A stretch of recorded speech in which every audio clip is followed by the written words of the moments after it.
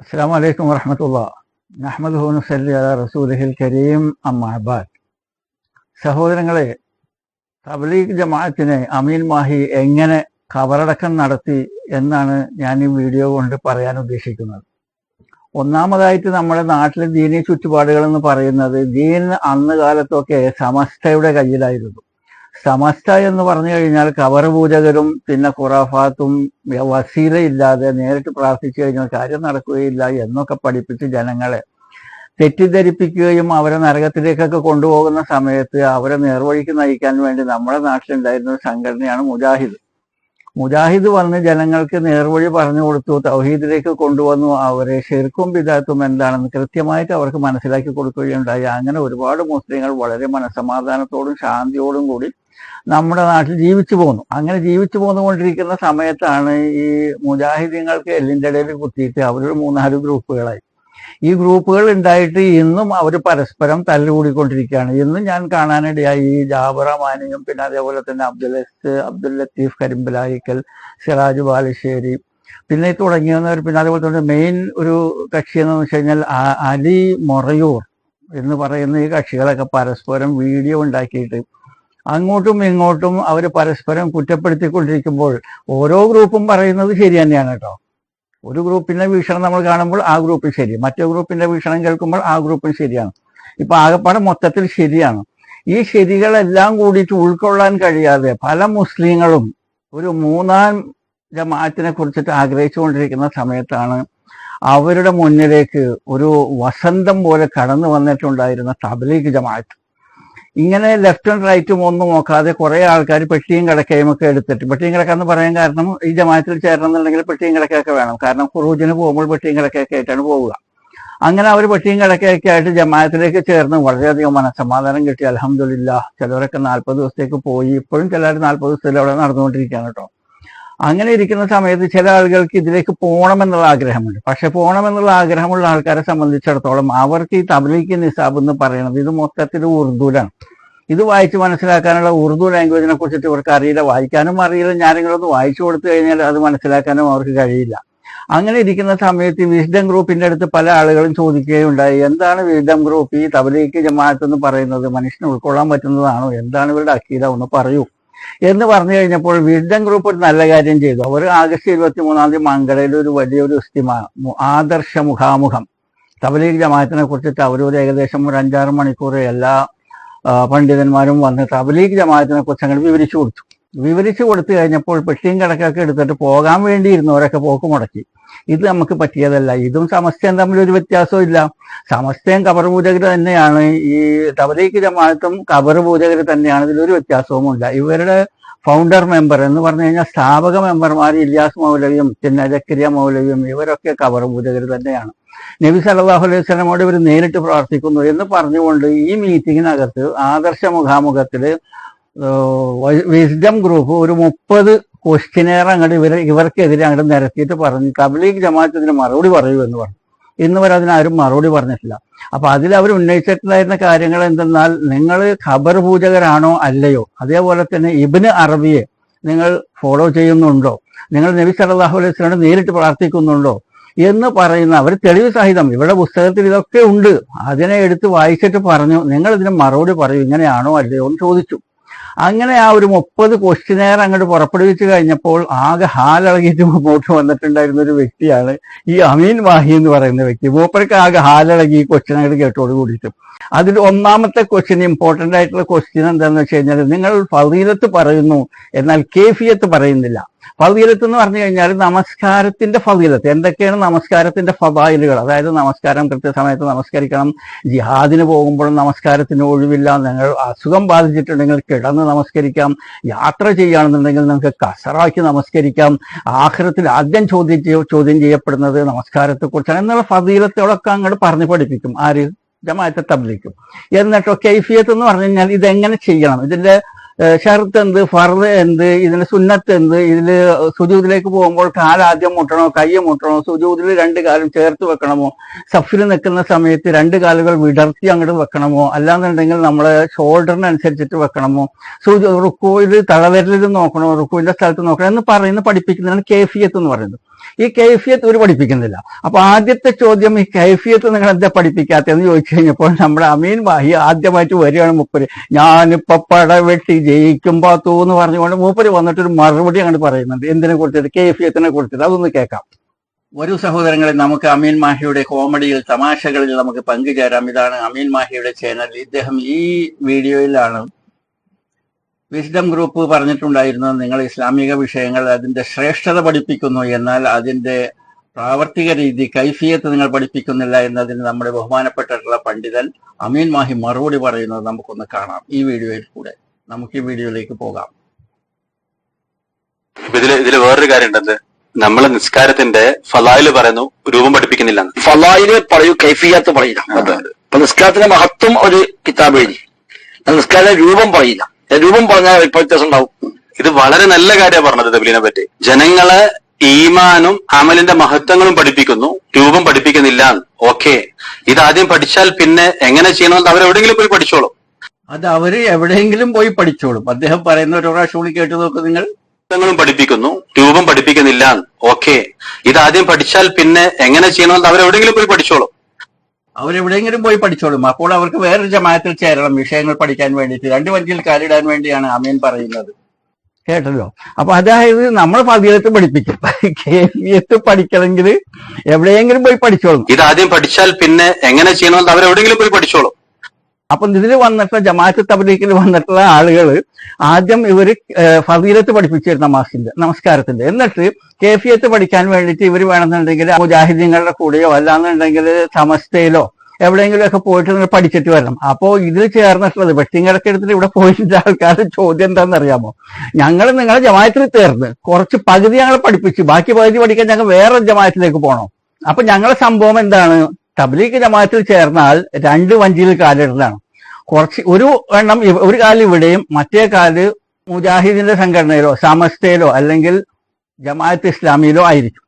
അപ്പോൾ ഇത് മനസ്സിലാക്കി കഴിഞ്ഞപ്പോൾ ഈ പെട്ടിങ്ങടക്ക് എടുത്ത് പോയിട്ടുള്ള ആൾക്കാർ അവർ തിരിച്ചു വന്നു, ഇത് നമുക്ക് ശരിയാവില്ല ബായി എന്ന് പറഞ്ഞു. അവരങ്ങനെ തിരിച്ചു വരികയുണ്ടായി. ഓക്കെ, അപ്പൊ പോകാനിരുന്നവരും പോകണ്ടെന്നും വെച്ചു. അപ്പോൾ ഇദ്ദേഹം ഈ പറഞ്ഞിട്ടുള്ള ഈ ഒരൊറ്റ ഡയലോഗ് കൊണ്ട്, ഇദ്ദേഹത്തിന്റെ ഈ ഒരു സംസാരം കൊണ്ട് തന്നെ ഇതാദ്യം പഠിച്ചാൽ പിന്നെ എങ്ങനെ ചെയ്യണമെന്ന് അവരെവിടെയെങ്കിലും പോയി പഠിച്ചോളും. ജമാഅത്ത് തബ്ലീഗിലേക്ക് പോയിട്ടുള്ള ആളുകൾ തിരിച്ചു വരികയാണ്. പോകാനിരുന്നവർ ഇത് പോകണ്ടെന്ന് വെക്കുകയും ചെയ്തു.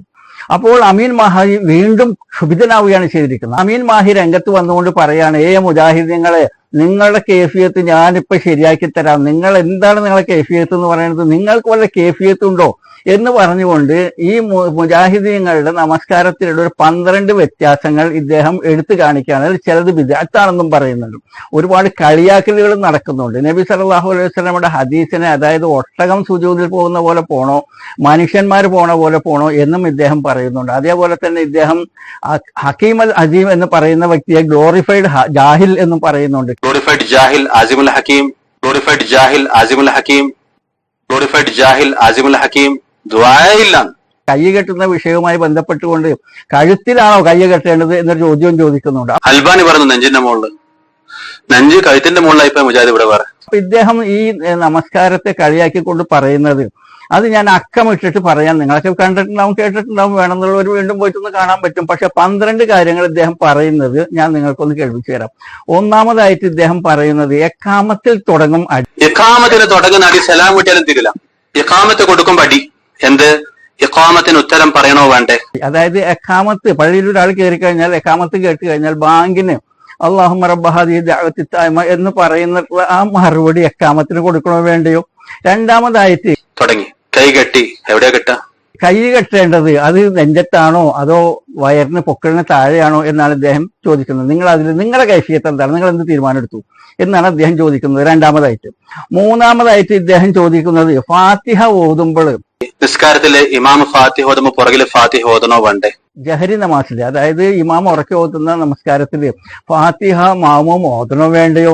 പിന്നെ നാലാമതായിട്ട് ബിസ്മി ഓതിയാൽ ബിദഅത്താകും എന്ന് പറയുന്നവരുണ്ട്. അതായത് ഫാത്തിഹയിലും പിന്നെ അതേപോലെ തന്നെ സൂറത്തിലും ബിസ്മി ഓതണോ വേണ്ടതയോ? അഞ്ചാമതായിട്ട് ഇനി റുക്കോയില് വബിഹംദിഹി എന്ന് പറയുന്നത് ബിദഅത്താന്ന് പറഞ്ഞു. സുബ്ഹാന റബ്ബിയൽ അളീം വബിഹംദിഹി വേണോ വേണ്ടയോ? പിന്നെ അത് കഴിഞ്ഞ് ആറാമതായിട്ട് ഇഅ്തിദാൽ അതായത് റുക്കുവിൽ എണീച്ച് നിൽക്കുന്ന സമയത്ത് കൈ കെട്ടണോ വേണ്ടയോ? ഇനി എണീച്ച് വരുമ്പോ അടുത്ത അടി, മെയിൻ അടി. റുക്കുവിൽ എഴുന്നേറ്റ് വരുമ്പം കൈ കെട്ടണം എന്ന് ഇബ്നു ബാസ്, കൈ കെട്ടുന്നത് ബിദഅത്താണ് അൽബാനി. പിന്നെ ഏഴാമതായിട്ട് ഇദ്ദേഹം പറയുന്നത് സുജൂദില് ഒട്ടകം പോണ പോലെ പോണോ അതോ മനുഷ്യന്മാര് പോണ പോലെ പോണോ? പിന്നെ അവിടുന്ന് അങ്ങോട്ട് സുജൂദിലേക്ക് പോകുന്നത് പടച്ചോനെ, ഒട്ടകം പോന്ന പോലെ പോണോ അതോ മനുഷ്യന്മാര് പോന്ന പോലെ പോണോ? ഈ സുജൂദിൽ തന്നെ ബിഹംദിഹി വേണോ വേണ്ടയോ?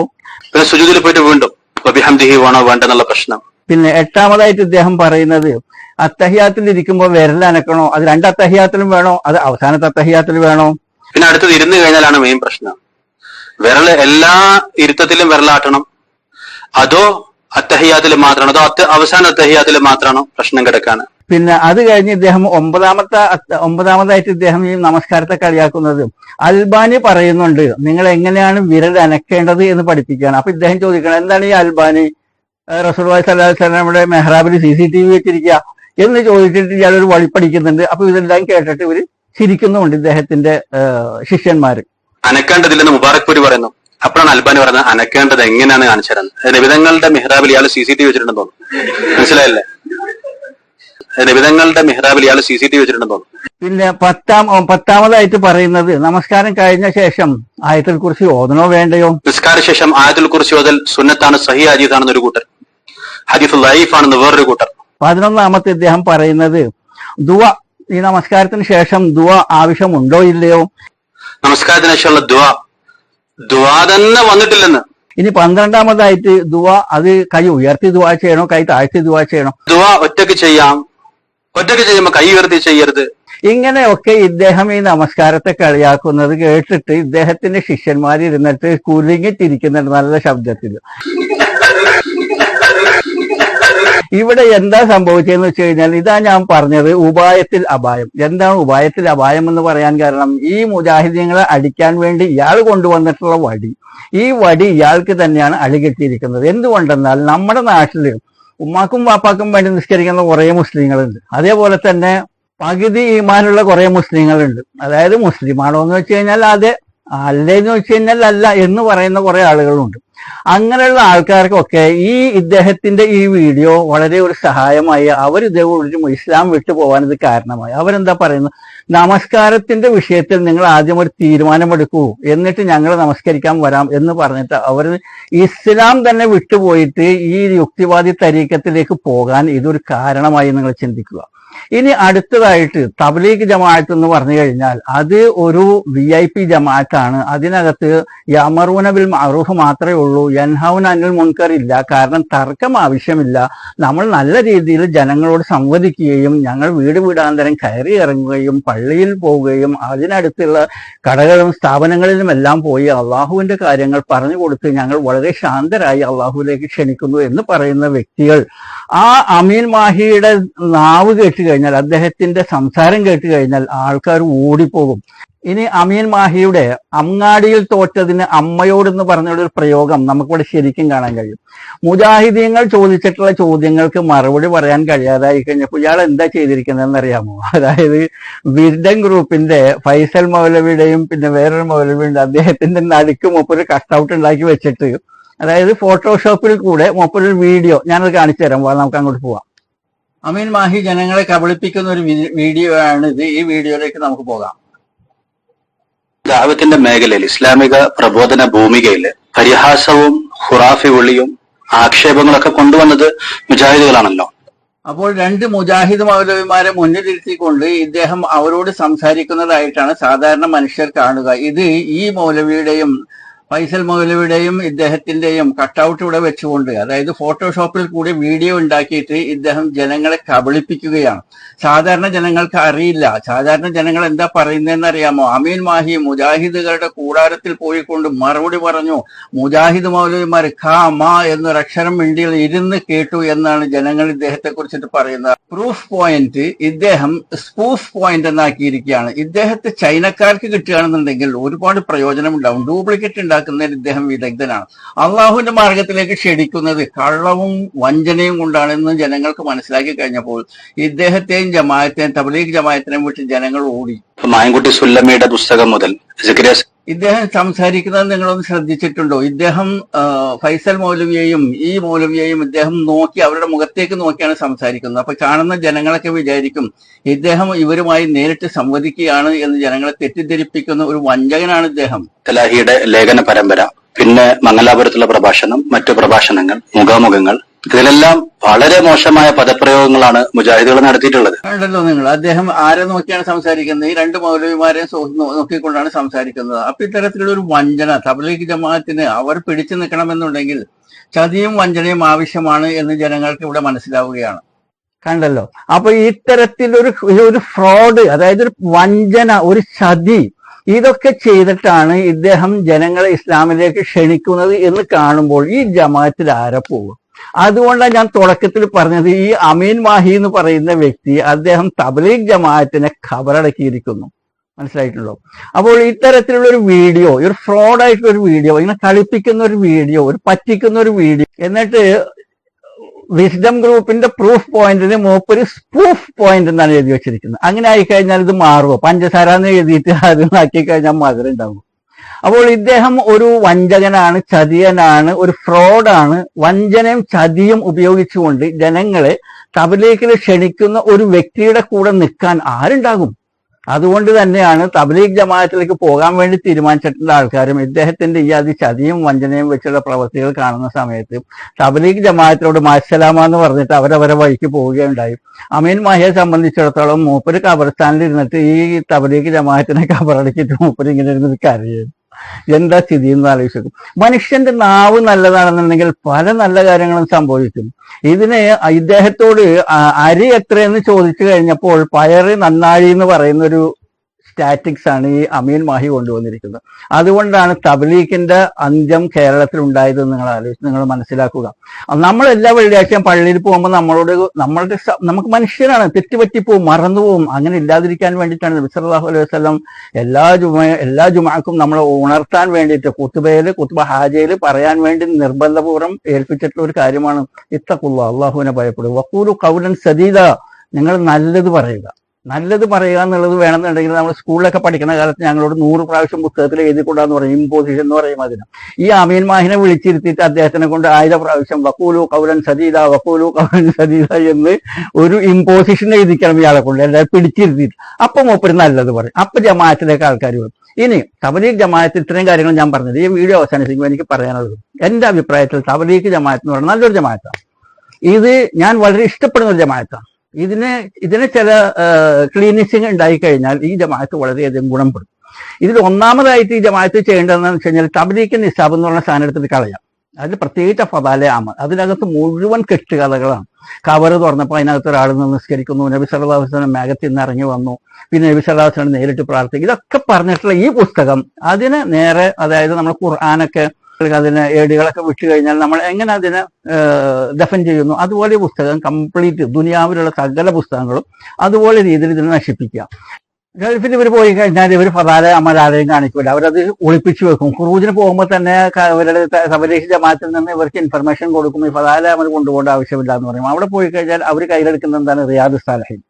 റിയാദ് സാലിഹീൻ എടുത്തിട്ടാണ് ഇവർ നമസ്കാര ശേഷം ജനങ്ങളോട് സംസാരിക്കുന്ന സമയത്ത് റിയാദ് സാലിഹീനാണ് അവർ സംസാരിക്കുക, അതിൽ നിന്നാണ് അവർ കോട്ട് ചെയ്യുക. അപ്പോൾ ഇവിടെയും ആ റിയാദ് സാലിഹീൻ അവർ സ്ഥിരമായിട്ട് എടുക്കുക, അതായത് ഖുർആൻ എടുക്കുക, ഹദീസ് എടുക്കുക, റിയാദ് സാലിഹീൻ എടുക്കുക, തബ്ലീഗ് നിസാബിനെ കൊണ്ടുപോയിട്ട് അതിന് നിങ്ങൾ ഖബറടക്കം ചെയ്യുക. എന്നിട്ട് നിങ്ങൾ മുൻപോട്ട് വന്നു കഴിഞ്ഞാൽ ഒന്നാമതായിട്ട് നിങ്ങളത് വിജയിച്ചു. രണ്ടാമതായിട്ട് ഈ സമസ്തയുടെ ചിന്താഗതി ഖബർ പൂജ ഉണ്ടല്ലോ, ആ പരിപാടിയിൽ നിന്ന് ജനങ്ങൾ ആ ചിന്താഗതി നിങ്ങൾ മാറ്റുക. അതിന് പകരം നിങ്ങൾ തൗഹീദിലേക്ക് ജനങ്ങളെ ക്ഷണിക്കുക.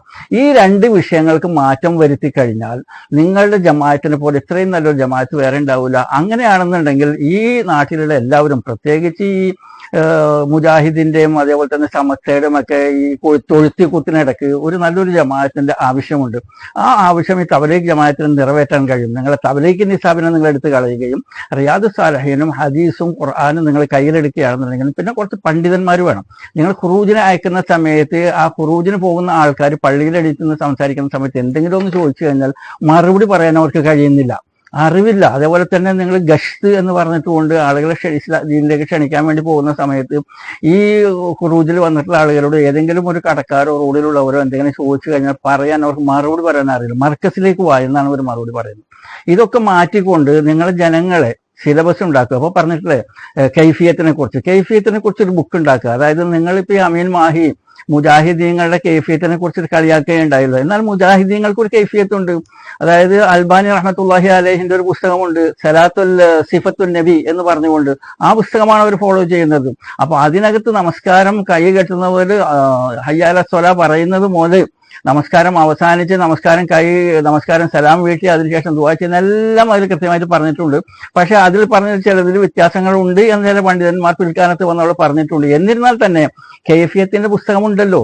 അപ്പോൾ തബ്ലീഗ് ജമാഅത്തിനെ സംബന്ധിച്ചിടത്തോളം അവരുടെ നമാസിന്റെ ഒരു കൈഫിയത്ത് ഉണ്ടാക്കണം, അവരൊരു പുസ്തകം ഉണ്ടാക്കണം. എന്നിട്ട് അവരുടെ അണികളെ 40 ദിവസത്തേക്ക് കൊണ്ടുപോയിട്ട് അവരുടെ ജീവിതം എന്തിനാണ് നിങ്ങൾ നശിപ്പിക്കുന്നത്? അവർ കൊണ്ടുപോയി കഴിഞ്ഞാൽ അവരെ പഠിപ്പിക്കാൻ വേണ്ടിയിട്ട് നിങ്ങൾ ഒരു സിലബസ് ഉണ്ടാക്കണം. ആ സിലബസിൽ അതായത് ഒരു മനുഷ്യൻ അവനവന്റെ ജീവിതത്തിൽ കഴിച്ചു കൂട്ടേണ്ട കാര്യങ്ങളൊക്കെ പഠിപ്പിക്കുക. അയൽക്കാരനോടുള്ള ബാധ്യത, ഭാര്യമാരോടുള്ള ബാധ്യത, നിങ്ങളെ വീട്ടിൽ നിന്ന് ഖുറൂജിന് ഭാര്യനെ മക്കളെയൊക്കെ ഒറ്റക്കാക്കിയിട്ട് നിങ്ങൾ പോരുമ്പോൾ അവരുടെ കാര്യങ്ങൾ ഇന്ന കാര്യങ്ങളൊക്കെ നിങ്ങൾ ചെയ്തിട്ടുണ്ടാവണം, അയൽക്കാരോട് ഏൽപ്പിച്ചിട്ടുണ്ടാവണം, അവരുടെ ചെലവിന് പൈസ കൊടുത്തിട്ടുണ്ടാവണം എന്ന് പറയുന്ന ഒരു കൈഫിയത്തിന്റെ ഒരു പുസ്തകം, അതായത് ഒരു സിലബസ് നിങ്ങൾ ഉണ്ടാക്കുക. ആ സിലബസ് 2 or 3 സിലബസ് നിങ്ങൾ ഉണ്ടാക്കിയതിന് ശേഷം 2-3 സബ്ജക്റ്റ്, എല്ലാ സബ്ജക്റ്റുകളും ഇസ്ലാമിന്റെ എല്ലാ സബ്ജക്റ്റുകളും കവർ ചെയ്തുകൊണ്ട് നിങ്ങളൊരു പുസ്തകം ഉണ്ടാക്കിയിട്ട് നിങ്ങളെ കയ്യിൽ 40 ദിവസത്തേക്ക് മനുഷ്യന്മാരെ കിട്ടുകയാണ്, മുസ്ലിങ്ങളെ കിട്ടുകയാണ്. 40 ദിവസം കൊണ്ട് അവരെ ക്ലീനിസിങ് ചെയ്തിട്ട് എത്ര നല്ല മനുഷ്യരാക്കി തിരിച്ചേക്കാൻ പറ്റുമോ നിങ്ങൾ ചിന്തിച്ചിട്ടുണ്ടോ? അപ്പൊ ആ രീതിയിൽ നിങ്ങൾ അതിനു വേണ്ടിയിട്ടുള്ള സംരംഭങ്ങൾ നടത്തുകയാണെന്നുണ്ടെങ്കിൽ ലോകത്തിലെ ഏറ്റവും നല്ല ജമാഅത്തായിരിക്കും ഈ ജമാഅത്തെ തബ്ലീഗ് എന്ന് പറയുന്നു. അപ്പൊ ഇത്രയും പറഞ്ഞുകൊണ്ട് ഞാനിവിടെ വീഡിയോ അവസാനിപ്പിക്കുന്നു. ആഖിർ ദഅ്വാനാ അൽഹംദുലില്ലാഹി റബ്ബിൽ ആലമീൻ വജസാക്കല്ലാഹു ഖൈറൻ. അസ്സലാമു അലൈക്കും വറഹ്മത്തുള്ളാഹി.